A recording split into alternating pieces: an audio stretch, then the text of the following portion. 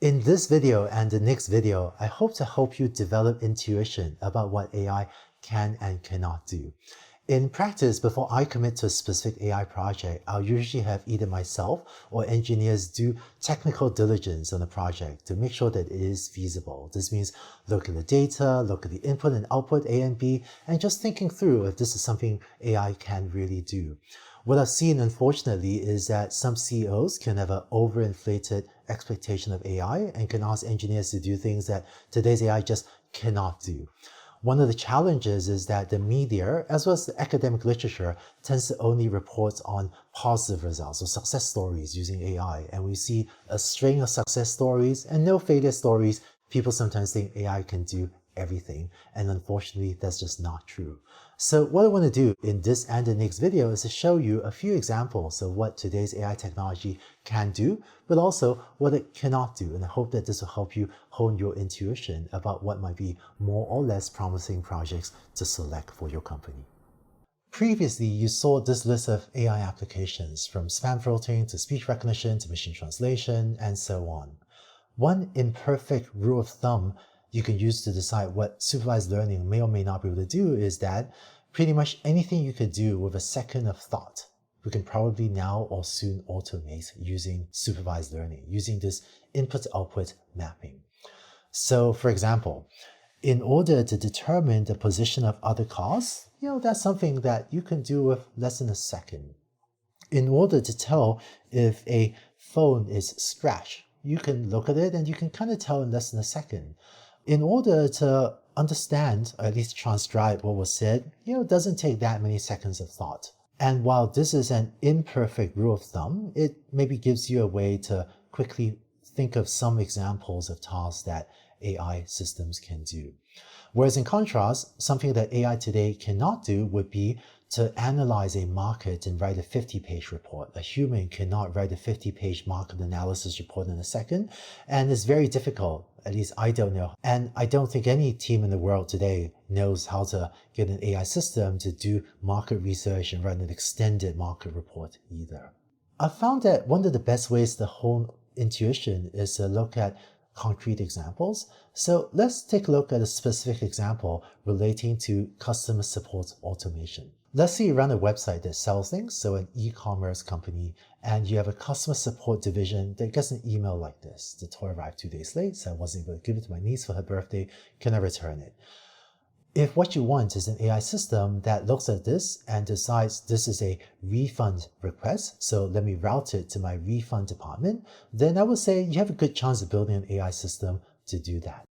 The AI system would take as input the customer text, what the customer emailed you, and it would output, is this a refund request, or is this a shipping problem, or is it a other request, in order to route this email to the most appropriate part of your customer support center.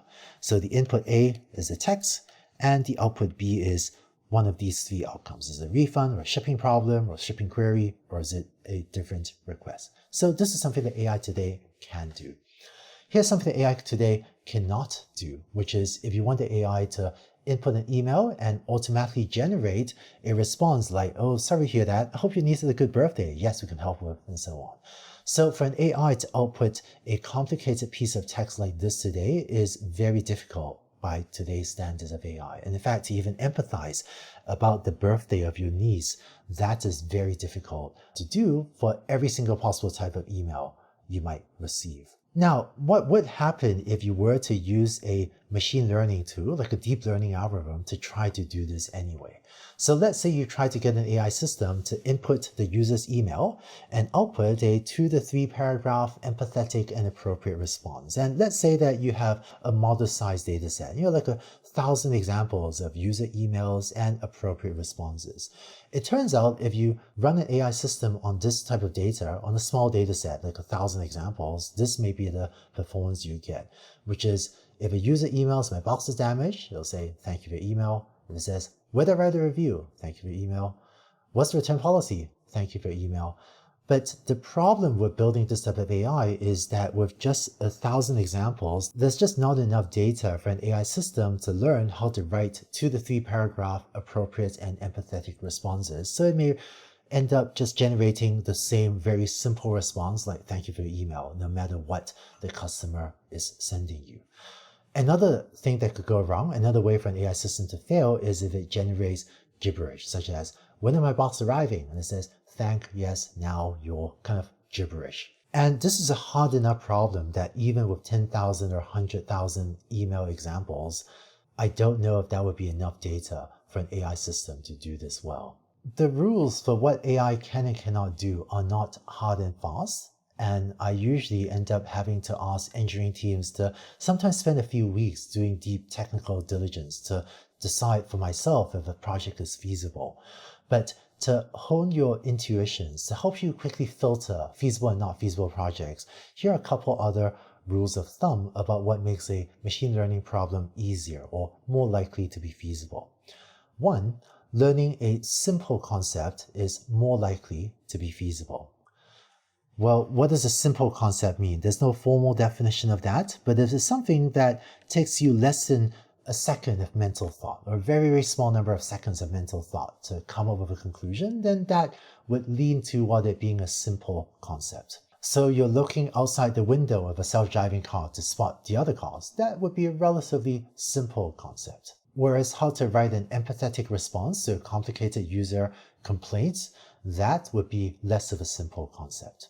Second, a machine learning problem is more likely to be feasible if you have lots of data available. And here, data means both the input A and the output B that you want the AI system to have in your A to B input-output mapping.